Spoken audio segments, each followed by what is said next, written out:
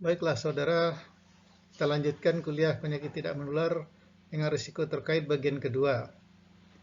Pada bagian ini kita akan membahas dua penyakit tidak menular dari 4 penyakit tidak menular utama, yaitu penyakit jantung dan pembuluh darah dan diabetes.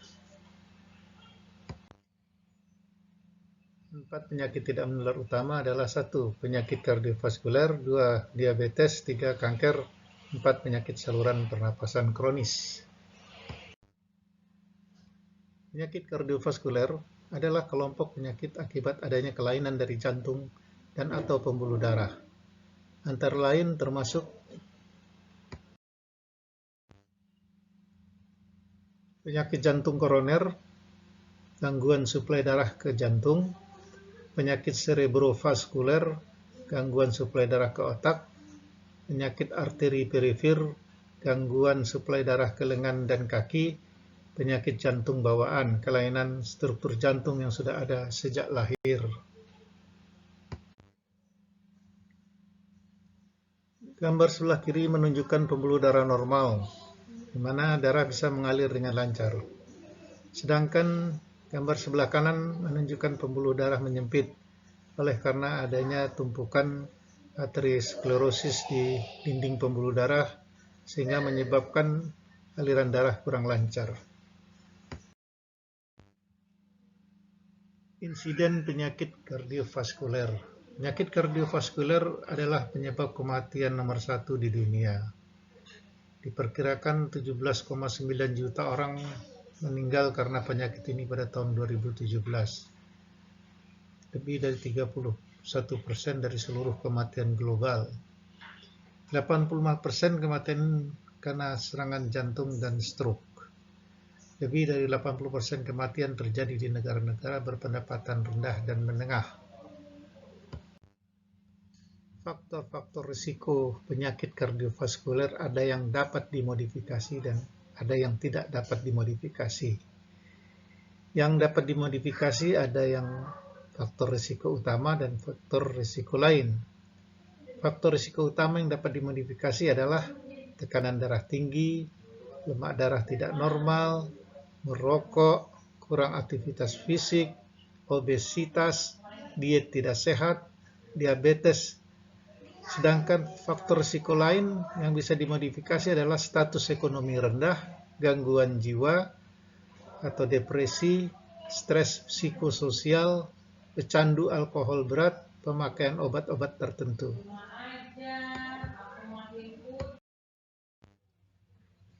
Sedangkan faktor risiko yang tidak dapat dimodifikasi adalah umur, keturunan, gender, dan suku atau ras. Selain faktor-faktor risiko di atas tadi, sekarang ditemukan faktor risiko baru, yaitu kelebihan homocysteine di dalam darah, adanya protein penanda inflamasi atau C-reactive protein, terjadinya pembekuan darah yang abnormal karena peningkatan fibrinogen darah.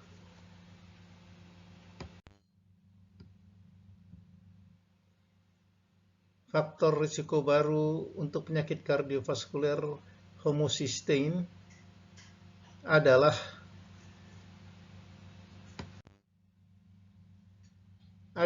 asam alfa amino non-proteinogenik yang umumnya ada di dalam darah. Asam amino non-proteinogenik artinya asam amino yang bukan untuk membuat protein. Homocysteine berasal sebagian besar dari makanan daging. Kadar homocysteine yang tinggi merupakan faktor risiko untuk beberapa penyakit selain penyakit kardiovaskuler.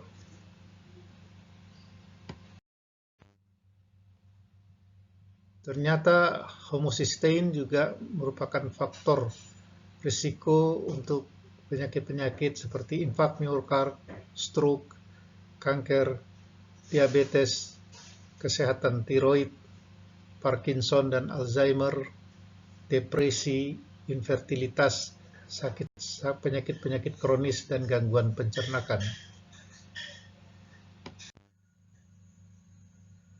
Kadar homocysteine normal di dalam darah adalah antara 4 sampai dengan 15 mikromoles per liter.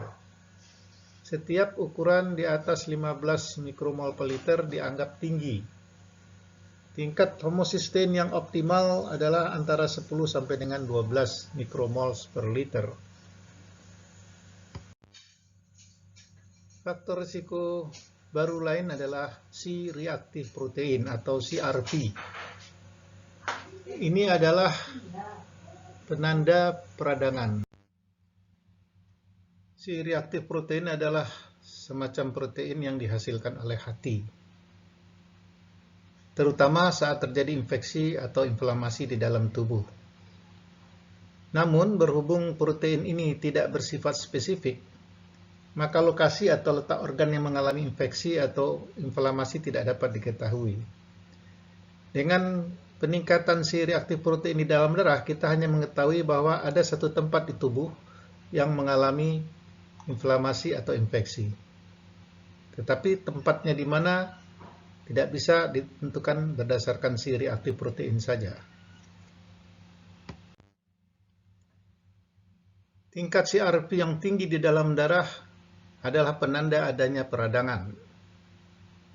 Ini bisa disebabkan oleh berbagai macam kondisi, mulai dari infeksi hingga kanker. Tingkat CRP yang tinggi juga dapat menunjukkan bahwa ada peradangan di arteri jantung, yang dapat berarti risiko serangan jantung yang lebih tinggi. CRP biasanya diukur dalam miligram per liter darah. Normalnya berada di bawah 3 mg per liter. Tapi awas, rentang referensi normal sering berbeda antar laboratorium. Tes CRP sensitivitas tinggi dapat mendeteksi tingkat di bawah 10 mg per liter.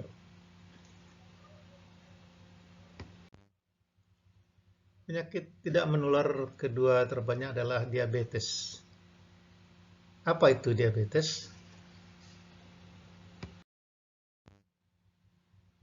Diabetes adalah suatu kelainan metabolisme di mana tubuh tidak bisa menggunakan glukosa untuk pertumbuhan dan energi, sehingga kadar glukosa dalam darah meningkat. Ada 4 jenis diabetes. Diabetes tipe 1 atau yang dikenal dengan juvenile diabetes, diabetes tipe 2 yang dikenal dengan diabetes mellitus. 90% kasus diabetes adalah diabetes tipe 2. Gestasional adalah diabetes pada kehamilan, dan yang keempat adalah pre-diabetes, yaitu gangguan toleransi glukosa. Hormon insulin yang diproduksi oleh pankreas akan menempel kepada dinding sel tubuh. Dengan menempelnya insulin ke dinding sel tubuh ini, maka akan terbuka lubang untuk masuk glukosa ke dalam sel. Pada penderita diabetes, insulin tidak diproduksi oleh pankreas, sehingga tidak ada insulin yang bisa memfasilitasi glukosa masuk ke dalam sel, sehingga akhirnya glukosa menumpuk di dalam darah, sedangkan selnya sendiri tidak mendapatkan glukosa, sehingga tidak bisa membuat energi, sehingga orangnya akan menjadi lemah. Diagram ini menjelaskan lagi perbedaan antara normal dengan diabetes. Pada orang normal, insulin bisa melekat ke dinding sel dan kemudian menyebabkan glukosa bisa masuk ke dalam sel. Sedangkan sebelah kanan pada diabetes, karena tidak ada insulin, maka glukosa tidak bisa masuk ke dalam sel.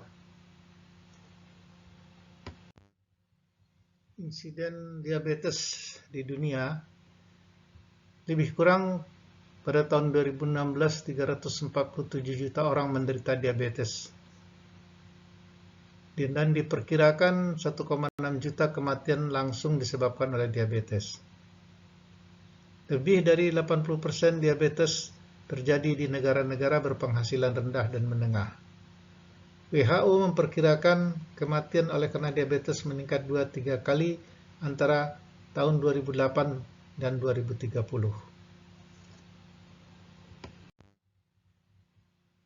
Dengan meningkatnya kasus diabetes tipe 2, maka perlu diketahui oleh kita bagaimana cara mencegah terjadinya diabetes tipe 2 sebagai berikut.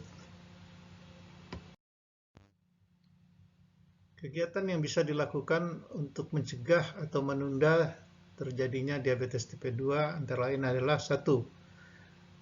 Melakukan diet yang sehat. Kedua, melakukan aktivitas fisik yang teratur. Ketiga, mempertahankan berat badan normal. Dan yang keempat, menghindari penggunaan tembakau. Semua ini bisa mencegah atau memperlambat timbulnya diabetes tipe 2. Seperti pada penyakit kardiovaskuler, faktor risiko diabetes ada yang dapat dimodifikasi dan ada pula yang tidak dapat dimodifikasi. Faktor risiko yang dapat dimodifikasi dibagi dua, faktor risiko utama dan faktor risiko lain. Faktor risiko utama yang dapat dimodifikasi adalah diet tidak sehat, kurang aktivitas fisik, obesitas, tekanan darah tinggi, tinggi kolesterol darah. Sedangkan faktor risiko lain yang dapat dimodifikasi status ekonomi, pecandu alkohol, stres psikososial, konsumsi gula tinggi, rendah konsumsi serat. Faktor risiko yang tidak dapat dimodifikasi adalah umur, keturunan, suku atau ras, dan distribusi lemak tubuh. Faktor risiko baru atau lain adalah berat badan rendah dan adanya autoantibody.